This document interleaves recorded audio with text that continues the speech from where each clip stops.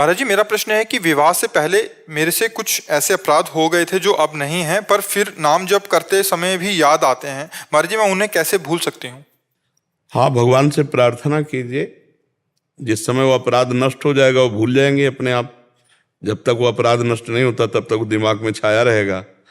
उस अपराध का नाश नाम जप से ही होगा, भगवान से ही प्रार्थना कीजिए। और जिस दिन वो अपराध नष्ट हो गया तो तुम्हारी स्मृति ही नहीं जाएगी, उधर स्मृति में ही नहीं आएगा। तो और नाम बढ़ाइए और भगवान से प्रार्थना कीजिए, भगवान क्षमा कर दें तो सारे अपराध क्षमा। भगवान कहते हैं ना, अहम त्वाम सर्व पापेभ्यो मोक्षयिष्यामि मा शुचः, मैं तुम्हें समस्त पापों से मुक्त कर दूंगा, तुम केवल मेरी शरण में आ जाओ, मेरा चिंतन करो। तो भगवान के आश्रित होकर भगवान का नाम जप करो और भगवान से प्रार्थना करो, वो तुम्हारे अपराधों को, पापों को क्षमा कर देंगे। और पाप क्षमा का मतलब वो तुम्हारी स्मृति में ही नहीं आएगा, खत्म हो जाएगा। मंगलमयी, सुखमयी, पॉजिटिव चिंतन होने लगेगा। पाप का फल क्या होता है? निगेटिव चिंतन, नकारात्मक चिंतन, भयावह चिंतन, उद्विग्न करने वाला चिंतन। और जब पाप नष्ट हो जाता है तो सकारात्मक चिंतन, आनंद वर्धन करने वाला चिंतन होने लगेगा। ये जैसे डिप्रेशन में पहुंच जाते हैं ना, ये अपराध है, पाप है।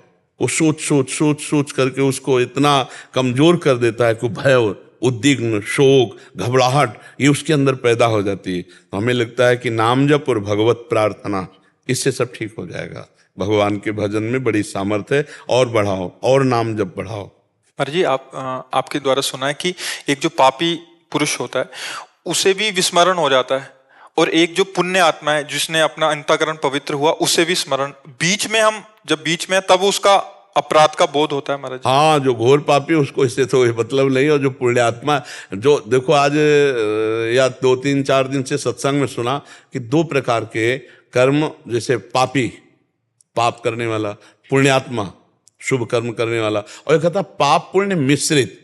ये जैसे वार्ता है, पाप पुण्य मिश्रित है, ना आप पापी कह सकते और ना पुण्यात्मा कह सकते, दोनों मिश्रित है। उसमें सुधार के बहुत जोर के चांस रहते हैं, और वो पाप पुण्य दोनों को मिटाकर भगवत प्राप्ति कर सकता है। लेकिन पापी है तो उसे नरक जाना ही पड़ेगा। अगर वो भजन का कहीं उसको संत का संग मिल जाए, शास्त्र पढ़ ले और भजन में रुचि हो जाए, तो भगवान कहते हैं अपिचेत सुदुराचारो भजते माम अनन्य भाग साधुरेव समंतव्या सम्यक व्यवसिता। ऐसा घोर पापाचारी, दुराचारी रहा, पर उसको ये पता चल गया कि भगवान ही एकमात्र मुझे मुक्त कर सकते हैं, और भगवान की शरण में आ गया तो भगवान कहते हैं मैं उसको पावन करूंगा, उसे साधु मानो क्योंकि मैं साधु बनाऊंगा।